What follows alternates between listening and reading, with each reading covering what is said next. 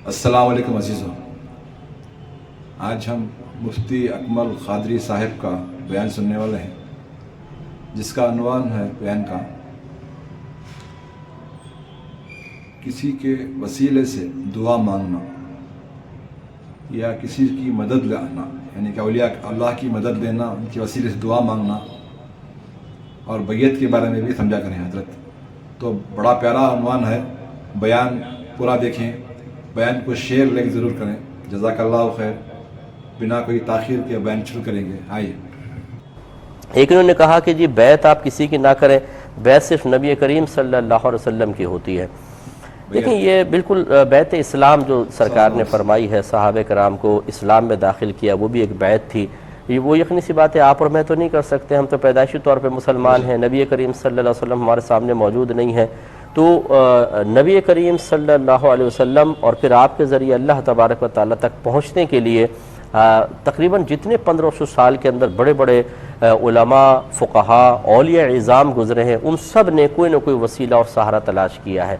यानी वो किसी बुज़ुर्ग से बैत करते हैं। बैत का मतलब अब जो फ़ी ज़माना है वो है कि जी आप कुछ वादे करते हैं, उनसे वो आपसे वादे लेते हैं कि आपको ये काम करना होगा। इसके अलावा आप उनसे गोया कि गुजारिश करते हैं कि आप अल्लाह तबारक व तआला के क़ुर्ब की राहें मेरे लिए आसान कीजिए। अगर इस रास्ते में नफ्स आ जाता है, शैतान आ जाता है, तो कैसे मुझे उनसे लड़ना है। मखलूक और दुनिया को रुकावट बनती है तो कैसे इस रुकावट को अबूर करना है।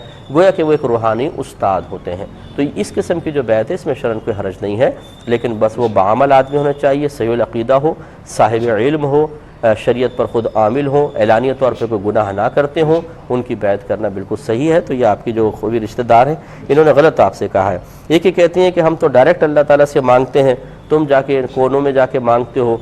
तो ये कहना उनका कैसा है? देखें, डायरेक्ट मांगना कोई मना नहीं है। अंबिया अलैहिमुस्सलाम ने बराह रास्त अल्लाह ताला से मांगा है, कसीर सहाबा कराम ने मांगा है, लेकिन इसमें तो किसी का इख्तिलाफ नहीं। असल ये है, यानी इख्तिलाफ मुख्तलफ ही अगर मसला किसी ने बनाया तो वो ये है कि अल्लाह ताला के नेक बंदों से दुआ करवाना कैसा है। ये इसको इनडायरेक्ट आप क्यों कहते हैं?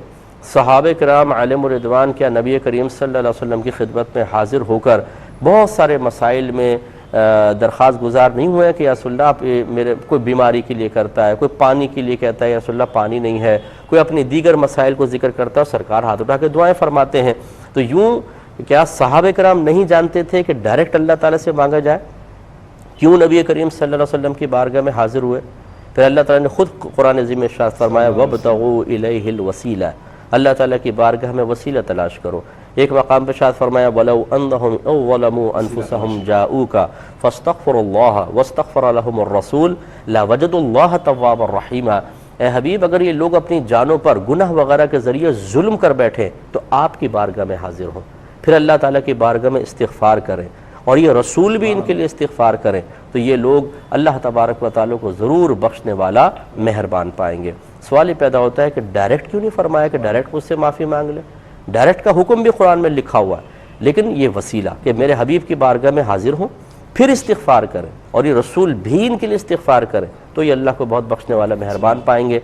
तो खुलासा कलाम ये है कि इस किस्म की बातें बयान करके सादा लोगों को, मुसलमानों को परेशान करना, उनके दिल में तशवीशें पैदा करना, उनको तज़ब्ज़ुब में डाल देना क़तआन गैर मुनासिब है। आप डायरेक्ट मांगना चाहते हैं, डायरेक्ट मांगिए।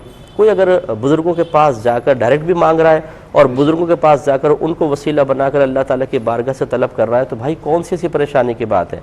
मैदान माशर में लोग डायरेक्ट ही मांग रहे होंगे, लेकिन हिसाब किताब शुरू नहीं होगा। पुकार रहे होंगे, गिड़गिड़ा रहे होंगे, हिसाब किताब शुरू नहीं होगा। सारा मजमा पहले जाएगा आदम अलैहिस्सलाम के पास, उनसे रिक्वेस्ट करेगा आप सिफारिश करें। आप फरमाएंगे कि इज़हबू इला गैरी, मेरे गैर के पास जाओ, आज मैं इस मनसब पे फाइज नहीं।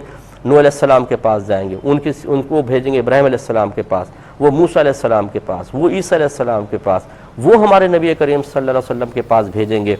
तो हमारे आका ये नहीं फरमाएंगे कि भाई डायरेक्ट अल्लाह से मांगो, मेरे पास क्यों आए हो तुम चलकर। नहीं, सरकार फरमाते मैं सजदरेज़ हो जाऊँगा। अल्लाह ताला फरमाएगा, इरफ़ा रासका या मोहम्मद, ए मोहम्मद अपना सर उठाइए, सल तो अता, आप मांगिए अता किया जाएगा, इशफ़ा तो शफ़ा, आप शफ़ात करें आपकी शफ़ात कबूल की जाएगी। फिर सरकार शफ़ात फरमाएंगे और हिसाब किताब के दरवाजे खुलेंगे। जो डायरेक्ट वाले भाई बहन हैं जो इसी पर इसरार करते हैं, वो यकीनन सरकार की बारगाह में वहाँ नहीं जाएंगे, वो डायरेक्ट पुकारते रहेंगे, तो डायरेक्ट में तो हिसाब किताब शुरू ही नहीं होगा। یہ اللہ تعالیٰ میرے نبی کریم صلی اللہ علیہ وسلم نے میدان معاشر کا ابھی نقشہ قائم کر کے بتا دیا ہے.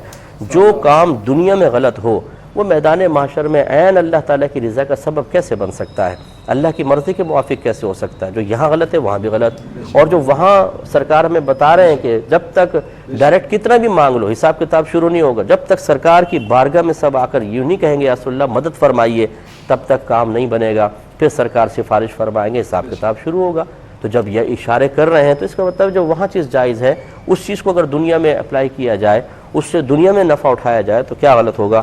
تو یہ آپ وہ جو آنٹی ہیں کون ہیں آپ کی, یہ غلط کہہ رہی ہیں.